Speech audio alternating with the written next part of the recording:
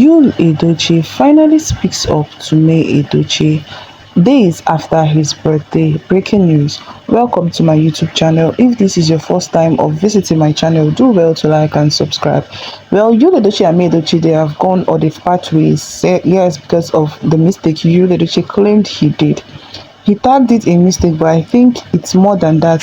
He did that with his eyes wide open, and he did that by undermining the emotions of May Edochie.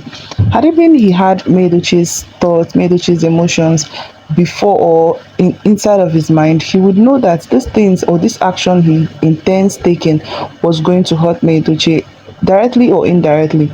But then he went ahead to do it because he felt May Edochie wouldn't do anything because she's a woman and she's meant to keep the home no matter what. And because he had this mindset that men are polygamous in nature and that God approves polygamy. You see, when people want to do something, when someone wants to do something, they tend to validate their actions, and Yul Edochie has done that perfectly well. He has kept on validating his mistake up till this moment. You know, Yul Edochie celebrated his birthday a few days ago. Yes, he celebrated his birthday, and one thing was prolific. The thing was, May Edochie did not wish Yul Edochie a happy birthday. People were even saying that why won't May Edochie wish Yul a happy birthday? But I see it as May Edochie didn't wish Yul a happy birthday because Yul doesn't deserve it. Yul saw that May Edochie celebrated her birthday a few months back last year, and Yul did not even deem fit to write something or say something about May Edochie despite everything, because he knows he was at fault. You are at fault. Why can't you just man up and chest the whole thing? But then you're looking for ways to validate this same mistake that you know you're at fault. Because May Edochie is quiet doesn't make her weak. No.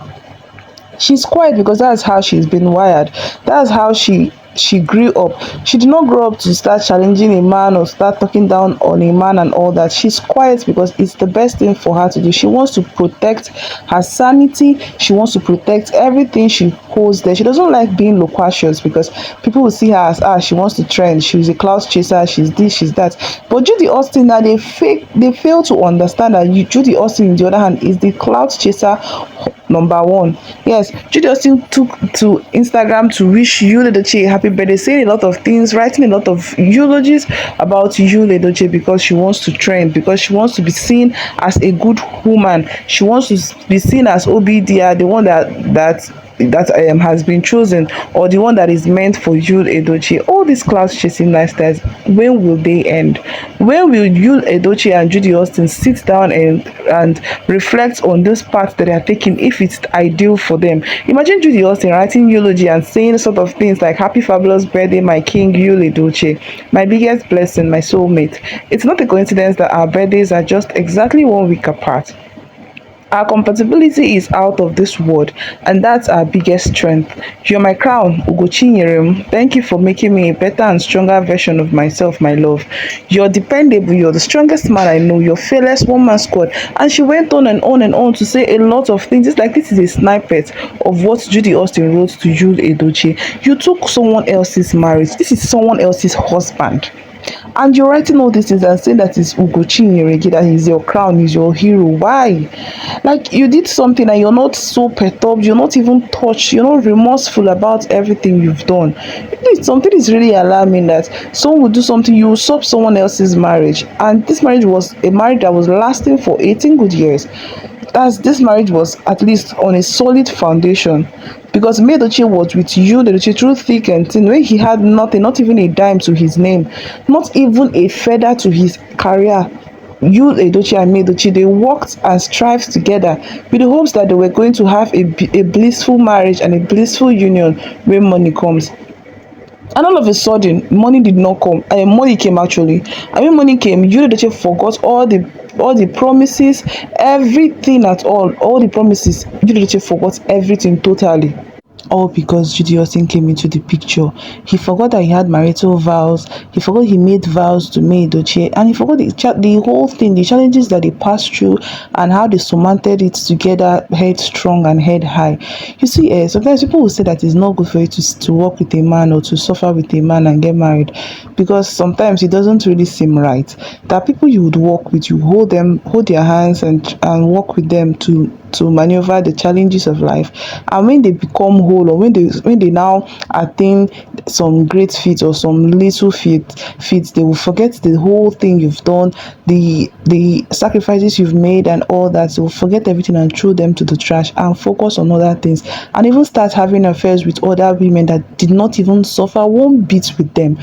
But it's not a general conclusion actually, because there's some women, or there's some people that, or couples that had this whole stage, they passed through this whole stage of building with each other, and all of a sudden they got married and they have a beautiful union together. So it's not a general conclusion yet.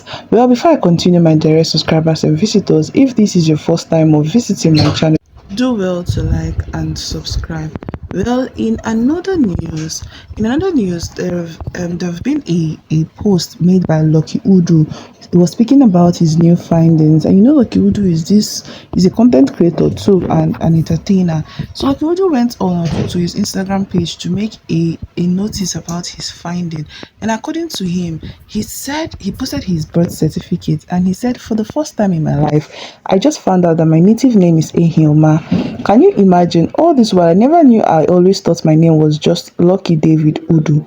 But now I'm not even sure if David is really my middle name, or if I just assumed it. Another surprise, I'm also just discovering my mother's full name too.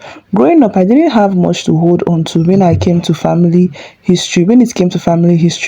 My dad passed away when I was around 2 years old, and my mom followed a few years later when I was about 5. Being an orphan from such a young age without siblings or grandparents meant I had to figure out life on my own. It's been tough, but yet every piece of my past that I uncover as I go through this journey of life feels like a treasure to me. This morning, my uncle's daughter sent me this picture, which you can see on the screen. He said she found them while cleaning out his room after his passing on the 23rd of December. May his soul rest in peace. It's amazing how something so simple can mean so much. This is a piece of my history, and it feels like part of my life and identity has just been restored. I pray for my uncle's soul to rest in peace, and I'm grateful for the role he played in my life. To everyone out there, it's not too late to know your roots. Ask questions, talk to your elders, and keep records safe. You never know how much a little piece of information can mean to you, or how it can change the way you see yourself.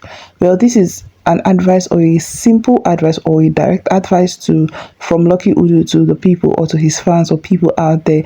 He was so amazed, or he's still happy after uncovering his roots and finding out some certain details about his birth, his name, and where his mom comes from, and all that.